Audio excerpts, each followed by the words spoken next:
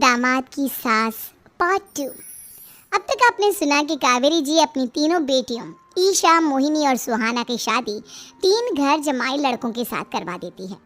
उन्हें लगता है कि ये लड़के शायद घर का कामकाज संभाल लेंगे, लेकिन उनके तीनों घर जमाई बहुत आलसी थे। वो नौकरी भी नहीं करते थे और बाहर का काम भी नहीं। कावेरी जी ने अपनी बेटियों से कहा कि वो प्रेगनेंसी का बहाना बनाकर अपने पतियों को सबक सिखाए। अब सुनिए आगे। मम्मी, आपने जैसा कहा था हमने वैसा ही किया, लेकिन देखिए ना, विवेक का हाल तो वैसा का वैसा ही है। घर में ना सुबह का नाश्ता बनता है और ना खाना। नौकरी पर जाने की बात करूं तो खाने को दौड़ते हैं मुझे। हाँ मम्मी, मैंने भी सुमित को कितनी बार कहा कि अगर नौकरी नहीं करनी तो कोई छोटी सी दुकान ही खोल लो, घर का खर्चा कैसे चलेगा। देखो दोपहर के 12 बजने आए और जनाब अभी तक सो रहे हैं। हाँ मम्मी, ईशा और सुहाना ठीक कहती हैं। अविनाश का भी यही हाल है। जब मैंने अपनी प्रेगनेंसी के बारे में कहा तो मुझसे कहने लगा, अरे दूसरी लड़कियां तो 9-9 महीने तक नौकरी करती है, बस डिलीवरी के टाइम छुट्टी लेती है। मोहिनी, तुम भी नौकरी करो। अब मुझे कहाँ नौकरी मिलेगी। मम्मी बताओ अब मैं क्या करूँ। हे भगवान, क्या सोचकर घर जमाई दामाद लाई थी मैं कि मेरी बेटियां मेरे पास रहेंगी और खुश रहेंगी, लेकिन इन आलसी दामादों ने तो हमारी जिंदगी को भी प्रॉब्लम में डाल दिया है। मैं तो कहती हूँ मम्मी, हम लोग वापस अपनी जॉब पर जाना शुरू कर देते हैं।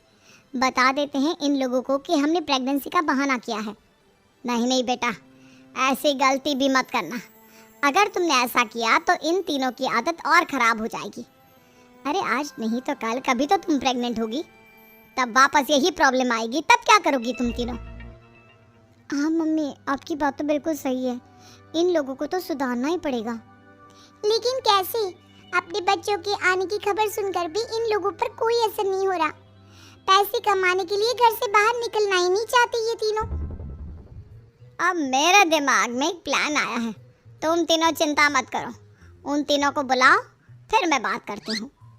थोड़ी देर बाद कावेरी जी अपने तीनों दामादों को सामने बुलाकर अपनी बात कहना शुरू करती हैं। अविनाश, सुमित और विवेक, देखो बेटा, मैं ना तुम तीनों से बड़ा प्यार करती हूँ, इसीलिए तो तुम्हें घर जमाई बना कर रखा है मैंने। अरे मम्मी जी, सीधे सीधे कहिए ना, क्या बात है। प्यार तो हम भी आपको बहुत करते हैं। अरे मम्मी जी, आपकी इज्जत भी बहुत करते हैं। अरे भाई, आपके जैसी सास और कमाने वाली बीवी सबको मिलती है क्या। हाँ मम्मी, विवेक और सुमित ठीक कह रहे हैं। आपकी बेटी से शादी करके मेरी तो ज़िंदगी ही अच्छी हो गई है। जानती हूँ मैं, और ये भी जानती हूँ कि तुम तीनों अपने अपनी बीवियों से बहुत प्यार करते हो।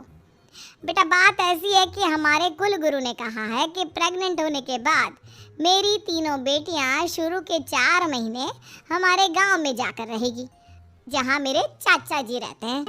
अरे लेकिन क्यों मम्मी, गांव में जाकर रहने की क्या ज़रूरत है इन तीनों को। वो क्या है ना बेटा, हमारे परिवार को एक श्राप है। अगर मेरी बेटियों ने यहाँ पर बच्चा पैदा करने की कोशिश की तो उनके बच्चों को कुछ भी हो सकता है। इसलिए अब से लेकर 4 महीने पूरे होने तक इन्हें गांव वाले घर में रहना पड़ेगा। हाँ तो इसमें प्रॉब्लम क्या है मम्मी जी, हम भी वहाँ जाकर रहेंगे, पिकनिक मनाएंगे। अरे भाई, बीवी जहाँ हम भी वहाँ। हाँ यार, आइडिया तो बहुत अच्छा है। शहर की ज़िंदगी में रह रहकर परेशान हो चुके हैं, अब कुछ दिन गांव में बिताएंगे। तुम लोग समझने की कोशिश क्यों नहीं करते। तुम में से कोई भी वहाँ नहीं जा सकता, और मैं यहाँ रहूँगी ना तुम तीनों के साथ।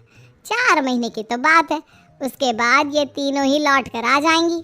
ठीक है मम्मी जी, अब हमारे बच्चों का सवाल है तो ये तो करना ही पड़ेगा। कावेरी अपनी तीनों बेटियों को कुछ दिन के लिए घर से बाहर कहीं दूसरे शहर में रहने के लिए भेज देती है। कुछ दिनों के बाद, अरे मम्मी जी, बहुत दिन से पिज्ज़ा नहीं खाए, मंगवाइए ना। क्या बताऊं बेटा, पहले तो बेटियां खर्चा दे देती थी क्योंकि उनकी नौकरी थी, लेकिन अब तो मेरे पास पैसे ही नहीं बचे। थोड़े बहुत पैसे हैं जो बच्चों की डिलीवरी में काम आएंगे। लेकिन मम्मी जी, आपकी बेटियों को वापस आने में तो अभी बहुत वक्त बाकी है। वही सोच सोच कर परेशान हो रही हूँ। सोच रही हूँ कल से दूध भी बंद करवा देती हूँ। अब दूध वाले को देने के लिए पैसे भी तो नहीं है ना। अरे नहीं नहीं मम्मी जी, अगर दूध भी बंद करवा दोगी तो मुझे चाय कहाँ से मिलेगी, और चाय के बिना मैं तो मर ही जाऊंगा। क्या करूं बेटा, इसके अलावा हमारे पास कोई ऑप्शन नहीं है। मेरे पास पैसे ही नहीं बचे। इस तरह कावेरी जी धीरे धीरे अपने तीनों दामादों को पैसे देना बंद कर देती हैं और घर में खाने पीने की चीज़ें लाना भी बंद कर देती हैं। अब वो तीनों बुरी तरह से परेशान होने लगे थे और इसलिए एक दिन तीनों प्लान करके घर से बाहर निकलते हैं और बाजार में जाने के बाद यार अच्छा खाना खाए हुए कितने दिन हो गए, पता नहीं कब अच्छा खाना मिलेगा। हमारी बीवियों के जाने के बाद तो हमारी हालत भिखारियों जैसी हो गई है यार। कुछ भी हो, मुझे तो आज पिज्ज़ा खाना ही खाना है। जेब में 1 रुपया नहीं और पिज्ज़ा खाएगा, कहाँ से आएंगे पैसे? अरे देख वहाँ सामने बोर्ड पर क्या लिखा हुआ है, कंप्यूटर पर काम करने के लिए एक आदमी की आवश्यकता है। भाई मैं तो जा रहा हूँ, काम करूँगा और शाम तक पैसे लाकर आराम से पिज्ज़ा खाऊंगा। जा जा, तुझे कोई काम नहीं देने वाला, हम तो घर जा रहे हैं। चल भाई सुमित। सुमित और अविनाश वहाँ से चले जाते हैं और विवेक उस कंप्यूटर शॉप पर सारा दिन काम करके 5,000 रुपये कमा कर घर लौट कर आता है और अपने खाने के लिए अच्छी अच्छी चीज़ें भी लेकर आता है। ये देखकर विवेक और सुमित के दिल में भी कुछ पैसे कमाने की इच्छा जागती है। अरे सुबह सुबह कहाँ चल दिए तुम? मम्मी जी एक बहुत अच्छी जगह मिली है, कंप्यूटर पर काम करने के 5,000 मिले थे कल मुझे। अगर रोज़ काम करूँगा तो पूरे 40,000 की तनख्वाह। अरे वाह, ये तो बहुत अच्छी बात है दामाद जी, आपको जाना ही चाहिए। सुमित और अविनाश विवेक को इस तरह तरक्की करते देखकर परेशान हो जाते हैं और वो दोनों भी काम की तलाश में निकल पड़ते हैं। धीरे धीरे उन दोनों को भी काम मिल जाता है। अब कावेरी के तीनों दामाद छोटी मोटी नौकरी करके अच्छा पैसा कमाने लगे थे। एक दिन कावेरी उन्हें अपने पास बुलाती है। अरे वाह, विवेक 40,000 कमा लेता है, अविनाश 60,000 और सुमित तुम भी 40,000 के आसपास कमा ही लेते हो। कुल मिलाकर तुम अच्छे खासे पैसे कमा रहे हो बेटा। हाँ मम्मी जी, बहुत मज़ा आता है जब महीने के एंड में मोटी रकम हाथ में आती है। पूछिए मत मम्मी जी, घर में रहकर रोटी बना बना कर और तो जैसा महसूस होने लगा था मुझे तो। हाँ बेटा, तुम तीनों की बात तो बिल्कुल ठीक है और जानते हो अब तुम तीनों की पत्नियां भी वापस लौट कर आने वाली है।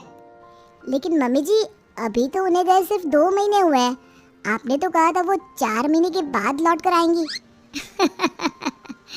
ऐसा कुछ नहीं है बेटा, मैं सिर्फ तुम तीनों को सबक सिखाना चाहती थी कि आदमी घर में बैठकर बीवी की कमाई खाता हुआ अच्छा नहीं लगता। इस दुनिया में हर इंसान को मेहनत करनी चाहिए, काम करना चाहिए, चाहे वो औरत हो या आदमी, ताकि अपने परिवार को संभाल सके। कावेरी की बात सुनकर उन तीनों को अपनी गलती का एहसास होता है और कावेरी उन्हें सच बता देती है कि ईशा, सुहाना और मोहिनी शहर में ही कहीं दूसरी जगह रह रहे थे। शाम के वक्त उन तीनों की पत्नियां लौट कर आ जाती है और कावेरी जी का परिवार एक खुशहाल परिवार की तरह रहने